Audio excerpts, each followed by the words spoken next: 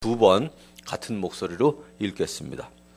시작. 그날이 온다. 나 주 하나님이 하는 말이다. 내가 이 땅에 기근을 보내겠다. 사람들이 배고파하겠지만 그것은 밥이 없어서 겪는 배고픔이 아니다. 사람들이 목말라 하겠지만 그것은 물이 없어서 겪는 목마름이 아니다. 주의 말씀을 듣지 못하여서 사람들이 굶주리고 목말라 할 것이다. 한 번 더 읽겠습니다. 그날이 온다. 나 주 하나님이 하는 말이다. 내가 이 땅에 기근을 보내겠다. 사람들이 배고파하겠지만 그것은 밥이 없어서 겪는 배고픔이 아니다. 사람들이 목말라 하겠지만 그것은 물이 없어서 겪는 목마름이 아니다. 주의 말씀을 듣지 못하여서 사람들이 굶주리고 목말라 할 것이다. 아멘.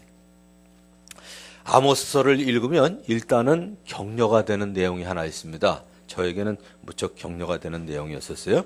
아모스가 북방 이스라엘에 세워진 제사장 아마사에게 한 얘기가 있는데 그게 오늘 8장을 읽었는데 7장 14, 15절에 이렇게 되어 있습니다.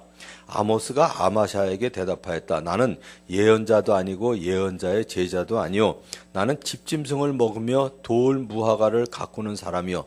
그러나 주님께서 나를 양떼를 몰던 곳에서 붙잡아내셔서 주님의 백성 이스라엘에게로 가서 예언하라고 명하셨소. 하나님께서는 일상생활 가운데서 열심히 일하는 충성스러운 사람을 불러 사용하셨습니다. 물론 그는 하나님을 사모하며 하나님의 일에 대한 의욕을 가진 사람이었습니다. 일찍이 다윗도 그랬죠. 양떼를 지킬 때 마음의 성실함으로 그래 손의 공교함으로 키우던 중에 다윗을 왕으로 부르셨어요. 여러분들이 잘 아시는데도 기드온도 그랬습니다. 포도주 틀에서 밀을 타작하던 열심히 그때 왜 포도주 틀에서 했을까? 그 당시에 이제 압제를 당하고 있을 때라 숨어서 할 수밖에 없었거든요. 그 포도주 틀에서 밀을 타작하던 기드온을 부르셨습니다. 아모스는 그가 얘기한 대로 이사야와 같이 나라의 충신도 아니었고 예레미야와 같이 제사장도 아니었습니다. 그는 다만 보통 목자였지만 유다 출신으로서 이스라엘에게 예언하는 일을 하도록 부르심을 받은 것입니다. 여러분 중에도 아마 많이 그런 분이 계실 거예요. 적어도 여기 이제 장로님이나 목자, 목녀가 되신 분들은 나도 그렇다. 나도 특별히 예언자의 가정도 아니고 그렇다고 모태신앙도 아니고 우리 아버님이 목사인데도 아닌데 내가 참 이렇게 목자와 목녀로 섬기고 있는 거 보면 참 신기하다. 이런 아마 생각이 드실 텐데 저도 그렇습니다. 집안에 믿는 사람이 있었던 것도 하나도 아니고요. 20살 때 제가 처음 믿었고 하나님을 만나기에 그리 좋은 환경에서 자라지는 않았습니다. 어릴 때부터 할머니 손에 이끌려서 절에 다녔었고요. 지금은 다 서울이 옛날에도 서울이긴 했지만 서울이지만 다 아무튼 시골이었어요. 한강 건너 대방동이. 거기서 저희 집이 돼지 키우고 아무튼 중고등학교 때는 여러분들한테 고백을 했는지 모르겠지만 자전거로 아무튼 담배 배달 아무튼 창고에서 팔던 담배 열심히 아무튼 배달하면서 그러고 살았는데 여기까지 온 거 생각하면 참 다행이다, 감사하다 하는 생각이 드는데 어쨌든 하나님은 저에게 인생의 의미에 대해서 계속적으로 의문을 가지게 하셨고 결국은 복음을 듣고 예수님을 깨닫게 하셨고요. 더 나아가서 선교단체에서 제자로서의 갖춰야 될 기본을 훈련받고 사람들을 신앙적으로 돕는 것이 가장 의미 있는 삶인 것을 깨닫게 하셔서 지금에 이르게 해주셨습니다. 특별히 2009년부터 저희 교회가 이제 가정교회로 전환하면서 영혼 구원하여 제자 삼는 교회로 정체성을 분명하게 가지게 된 것, 명확하게 가지게 된 것도 정말 감사한 일입니다. 아모스가 예언을 할 때는 유다의 우시야 왕하고 이스라엘의 여로보암 왕에 의해서 크게 번영하고 있을 때였습니다. 평화를 즐기면 사람들이 꼭 하는 짓이 있죠. 꼭 딴짓을 합니다. 그래서 향락을 즐겼어요. 평화가 있을 때 향락을 즐기는 것만이 그들의 일이었다고 해도 과언이 아니었습니다. 하나님께서는 그들에게 다가오는 위험을 알게 하시려고 호세아와 아모스를 보내셨습니다. 하나님을 지극히 경외하는 아모스는 하나님 외에는 다른 아무도 두려워하지 않았어요. 그래서 아모스는 백성들의 죄를 생생하게 들어가면서 그리고 이제 규탄을 했습니다. 백성들의 죄, 지각 없는 안일함과 사치, 가난한 자에 대한 핍박, 성행하는 거짓말, 그리고 부정, 그리고 그 중에도 가장 나쁜 건 뭐냐면 위선적인 예배였어요. 위선적인 예배.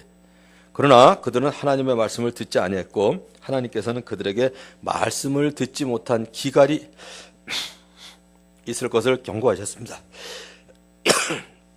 현대인들에게도 같은 굶주림과 목마름이 있는 것을 우리는 볼 수 있어요. 사실 우리나라 같으면 물론 아직도 배고픈 사람이 있고 목마른 사람이 있지만 그래도 일반적으로 보면 굶주림과 목마름이 먹을 거 없고 마실 거 없어서 굶주리고 목마른 사람은 그렇게 많지 않은 것 같아요. 그런데 여전히 굶주리고 목말라 있는 사람들, 우리는 매일 저녁 뉴스를 보면 전부 그런 사람들이거든요. 그래서 아모스 시대와 마찬가지로 현대인들이 굶주리고 목말라 하는 이유가 뭘까? 오늘 말씀에서 아주 명확하게 분명히 이야기를 해줍니다. 뭘까요? 첫째는 가치관이 없는 거예요. 가치관의 결여. 가치관이 없으면 아무튼 흔들리게 돼 있어요. 여러분들에게도 자주 말씀드렸지만 가치관이 분명하지 않으면 자기 기준이 분명하지 않으면 흔들릴 수밖에 없어요. 당나귀 메고 가는 아버지와 아들 얘기는 여러분들이 잘 아시잖아요. 요즘도 동화책에 그 얘기가 나오는지 모르겠는데 아무튼 당나귀를 끌고 가면서 그냥 끌고 갔더니 어느 동네에서 비난을 했대잖아요. 당나귀를 좀 미련한 놈들 왜 끌고 가냐고. 그때 안 되겠다 그래가지고 그 다음 마을에 갈 때 아들을 태우고 갔더니 아무리 세상이 썩었대지만 어떻게 아들 녀석이 타고 애비가 걸어가냐.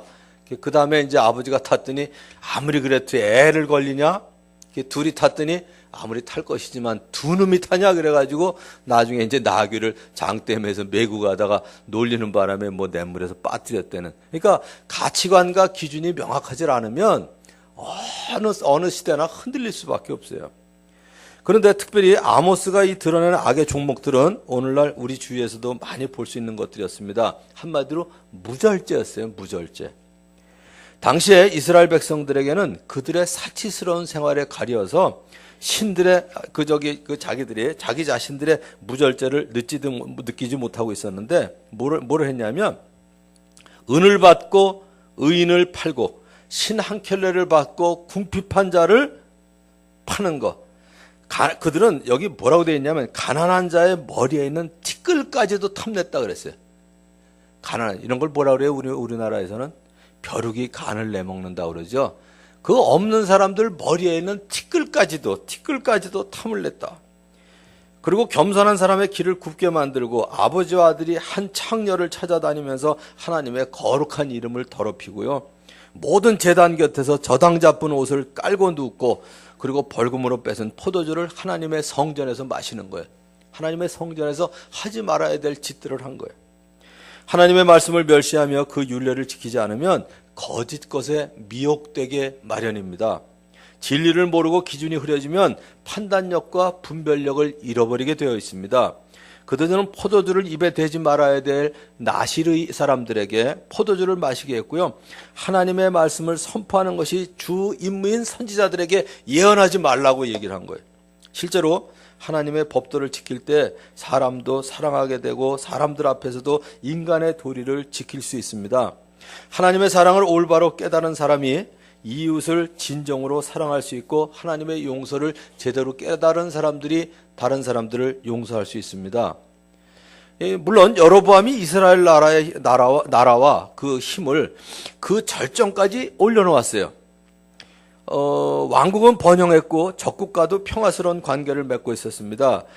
그럴 때 백성들의 눈에서 비늘을 제거해서 자신들의 실상을 보게 해주고 그들이 섬기는 우상을 숭배하는 죄의 결과를 알게 해주는 선지자가 필요했습니다. 그런데 그런 상황에서 활을 가진 자도 버틸 수 없고 발이 빠른 자도 피할 수 없고 말을 탄 자도 제 목숨을 건질 수 없을 것이다 라는 이 아모스의 경고를 2장에 나오는 얘기인데 한참 자고한 가운데 있던 그들이 듣지를 않았어요.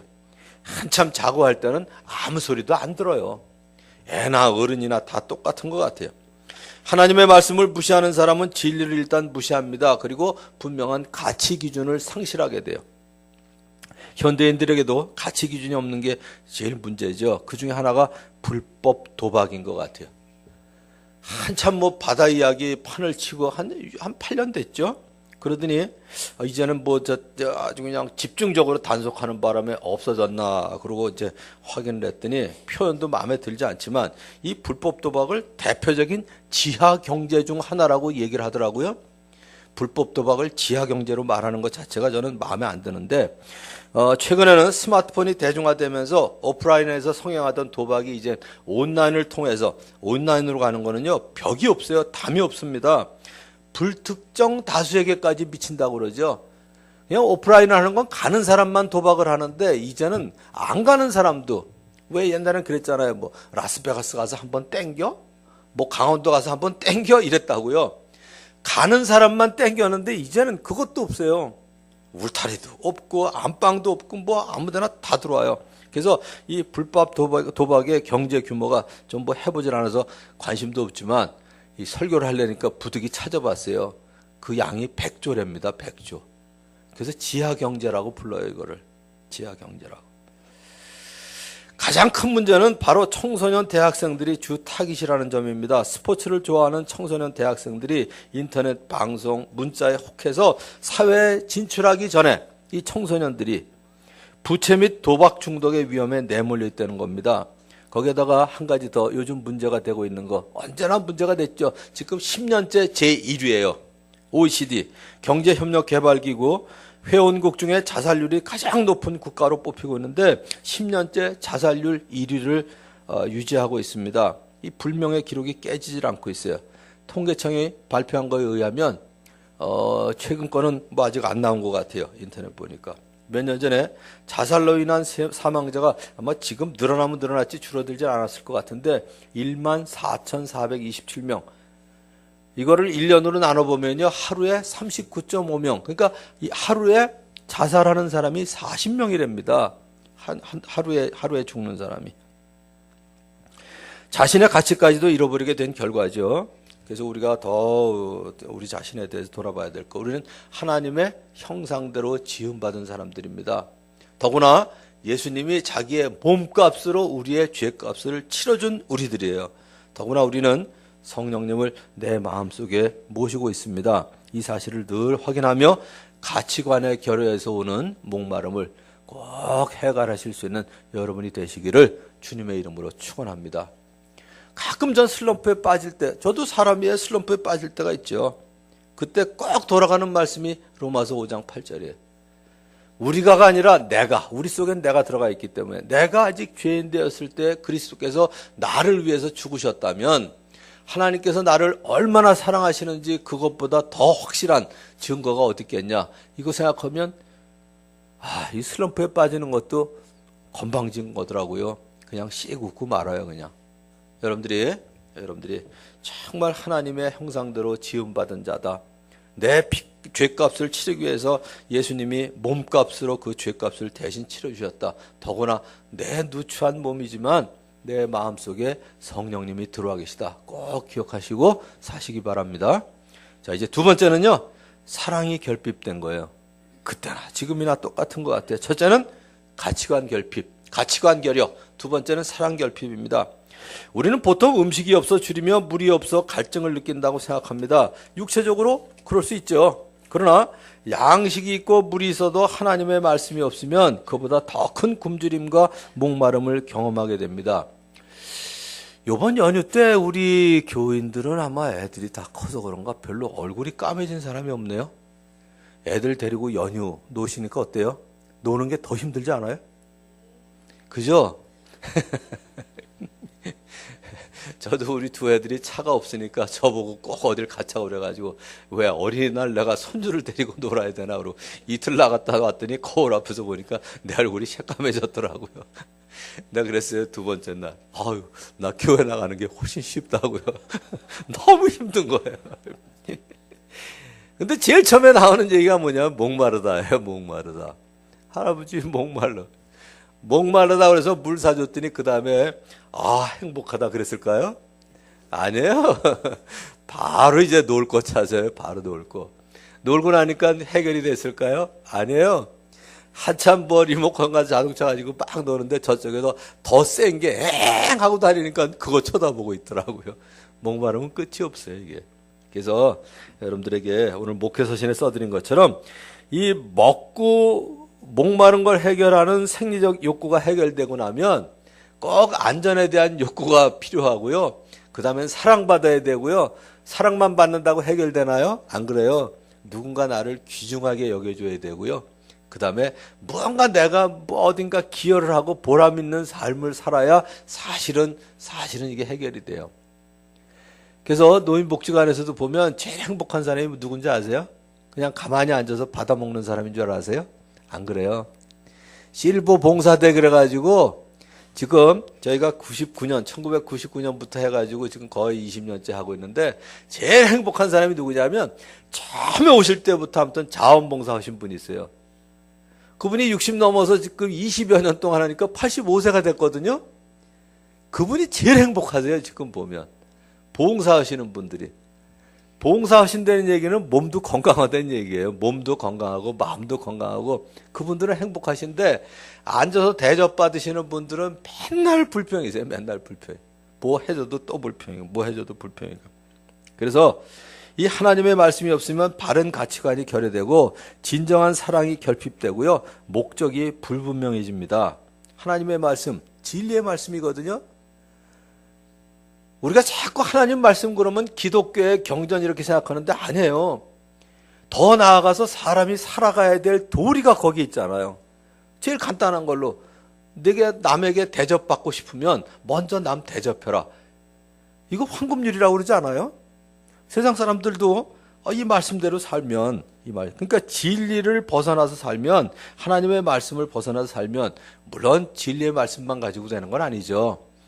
우리에게 창조주 되신 하나님이 계셔야죠. 그러니까 하나님이 없고 하나님의 말씀이 없으면 바른 가치관이 결여될 수밖에 없고 사랑이 결핍될 수밖에 없고 목적이 불분명해질 수밖에 없어요. 이 세 가지가 흐려지면 다 깨집니다.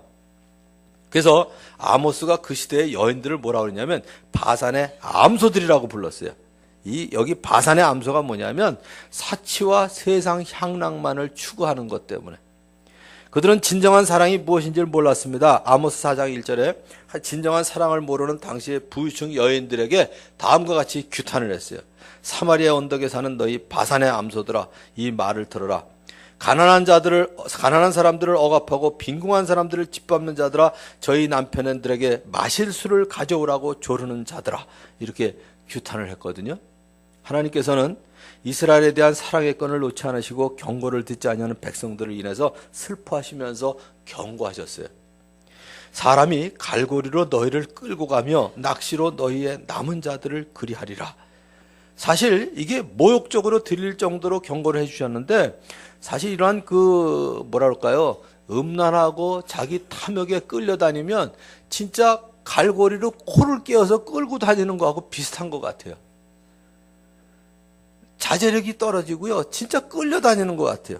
어떤 사람은 돈에, 어떤 사람은 술에, 어떤 사람은 친구의 유혹에 끌려다니는 게 꼭 뭐 그런 얘기 많이 하잖아요. 코 낀다 이런 얘기를 많이 하는데 그래서 하나님께서 그들에게 경고하셨습니다. 나 주가 선고한다. 목자가 사자 입에서 양의 2다리나 귀조각 하나를 건져내듯이.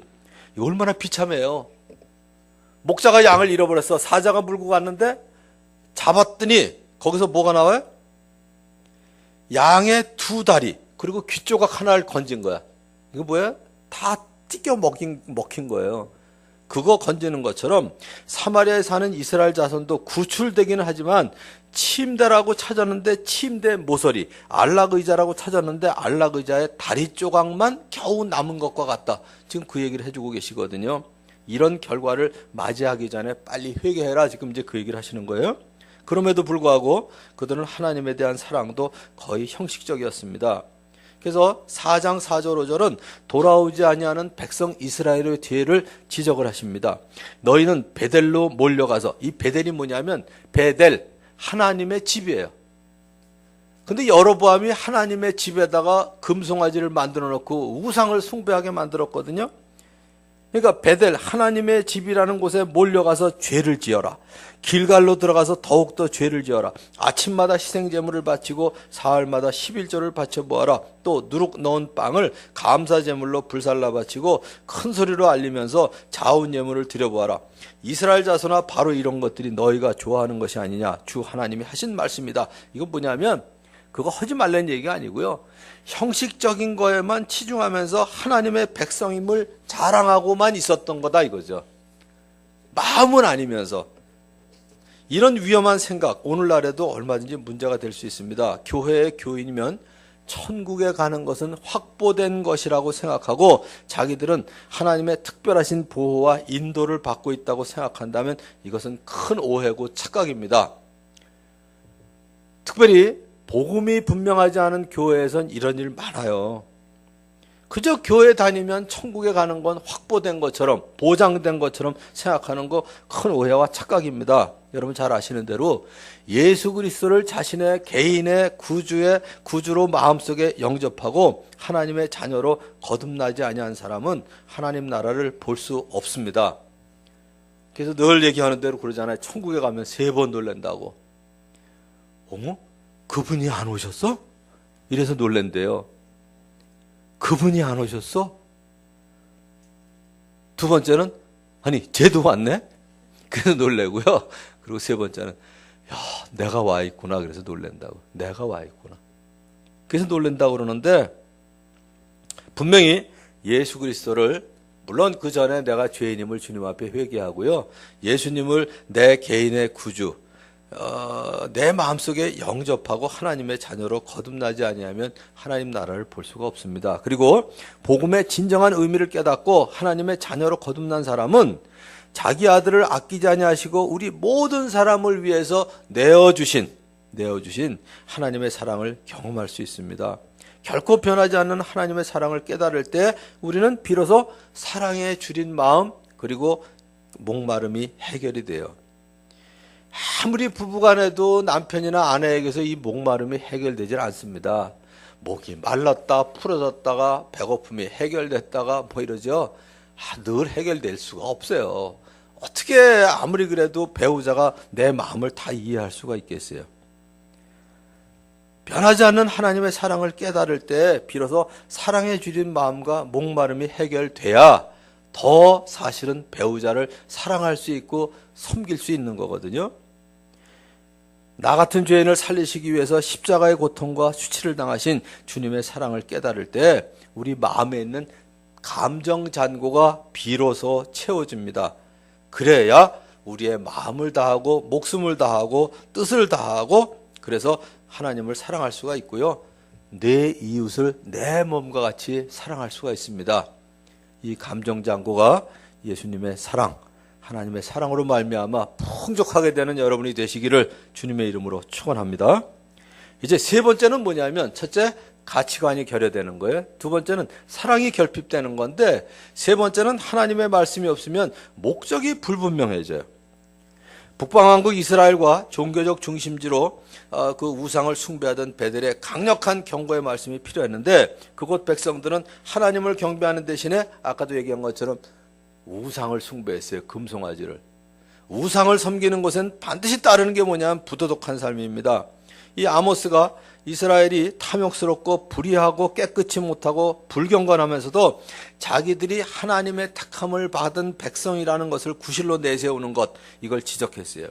사실 이스라엘은 하나님을 믿는다고 하면서 율법을 알고 택함을 받은 나라였기에 그들의 죄가 더 중요했어요.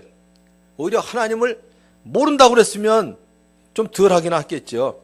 근데 앞에서 살펴본 것처럼 그들은 은을 받기 위해서 의인을 팔았고요, 부자는 가난한 자의 고통을 보면서 즐거워했습니다. 하나님께서 그들이 지키는 절기를 미워하여 멸시하면서 그들의 성회들을 기뻐하지 않겠다고 말씀하셨습니다. 하나님은 그들이 번제나 소제를 드릴지라도 받지 아니하겠다고 말씀하셨어요. 그들이 드리는 살진 희생의 화목제물도 돌아보지 아니하겠다고 선포를 하셨습니다. 요즘 우리도 마찬가지인 것 같아요. 성공지상주의, 물량주의, 이 속에 있는 현대 기독교인들도 주의해야 될 사항들이라고 봅니다. 분명한 목적의식이 없으면 형식에 빠져버리기 쉬워요. 신앙과 인격보다는 돈을 중히 여기는 일이 일어날 수 있고요. 우리가 해야 될 영혼 구원에서 제자 삼는 것보다는 건물을 휘황찬란하게 하기 쉽고요. 똑같습니다. 그래서 우리 교회 모든 성도들 참다운 신앙 성품을 지속적으로 유지하고 개발해 나가는 것이 필요합니다. 하나님께서는 외적인 것을 요구하는 것이 아니라 우리의 마음으로부터 나오는 행위를 원하십니다. 우리가 변함없이 유지해야 될 게 있죠. 첫 번째는 그리스도인으로서 우리의 정체성이에요. 정체성. 이스라엘이 주변의 이방인들과 가장 중요하게 구별되어야 될 것, 이방인들이 우상을 섬기는 것과 달리 하나님의 영광을 드러내야 되는 것처럼 우리의 정체성이 뭘까요? 절대로 세속화되지 말 것. 유행이라는 미명하에 세속화되는 것을 저희가 조심해야 되고요. 두 번째는 그리스도인으로서 인정을 받을 수 있는 온전함입니다. 이것은 하나님의 말씀이 우리의 삶의 모든 영역을 주관할 때 가능한 일입니다. 우리가 하나님의 말씀을 따라 살 때 하나님 앞에서는 물론이고요. 사람 앞에서도 사실 양심에 거리낌이 없는 삶을 살 수가 있습니다. 세 번째는 더 나아가서 세상의 소금과 빛으로서 영향력 있는 그리스도인이 되어야 합니다. 우리가 이제 세상의 소금과 빛이 되어야 하는 것이 아니에요. 이미 소금과 빛이에요. 그런데 맛있는 소금이냐 밝은 빛이냐 이게 이제 중요한 거죠. 그래서 우리는 밝은 빛이 되어 세상을 밝혀야 되고요. 짠맛이 있는 소금이 돼서 맛을 내고 부패를 방지할 뿐만 아니라 늘 강조하는 대로 가는 곳마다 우리를 보는 사람들에게 영적인 갈증이 일어나도록 해야 됩니다. 하나님께서 사람을 지으신 목적, 하나님을 영화롭게 하는 것입니다. 이런 목적을 저버린 사람은 진정한 인생의 목적을 찾을 수가 없습니다. 세 가지 말씀드렸죠. 가치관의 결여, 사랑의 결핍, 불분명한 목적. 이거 세 가지를 잃어버리게 되면 모든 것이 깨지게 돼요. 자신의 가치를 모르는 사람들 함부로 자신의 목숨을 끊습니다. 진정한 사랑이 무엇인지 모르는 사람들 쉽게 이혼을 해버립니다. 우리나라의 자살률과 이혼율의 증가, 부끄러워서 차마 그 통계를 말하기가 어려운 실정인데 이러한 목마름 가운데 있는 자들을 향해서 하나님은 오늘도 초청하고 계십니다. 목마른 사람도 오십시오. 생명의 물을 원하는 사람은 거저 받으십시오. 이제 하나님의 말씀 늘 섭취하셔서 목마름이 주님 안에서 해결되고 또 배고픔이 주님의 은혜 안에서 해결되는 그러한 축복을 누리는 여러분들의 삶이 되기를 주님의 이름으로 축복합니다. 이제 기도하겠습니다. 오늘도 세 가지 기도할 터인데 세 가지 이 세상에서 세속화되지 아니하고 늘 예배를 사모하는 치열한 경건한 삶을 살게 해달라고 기도해 주시고 기도하고 예배를 사모하는 삶을 살도록. 두 번째는 모든 민족을 제자로 삼기 원하시는 하나님 아버지 앞에 2016년도에도 우리 목장에서 적어도 한 명 이상씩은 꼭 예수님 믿는 사람이 생기게 해달라고. 자, 그러면 꼭 따라야 될 게 있죠. 여러분 목장 모임마다 꼭 VIP를 위해서 간절히 기도하셔야 됩니다. 세 번째는 오늘 말씀, 주님의 말씀을 듣지 못한 기갈이 혹시 내 삶과 마음속에 있지는 않은지 하나님께서 들려주시는 음성을 가지고 세 가지 소리내서 1분 동안 기도하고 제가 기도하도록 하겠습니다. 하나님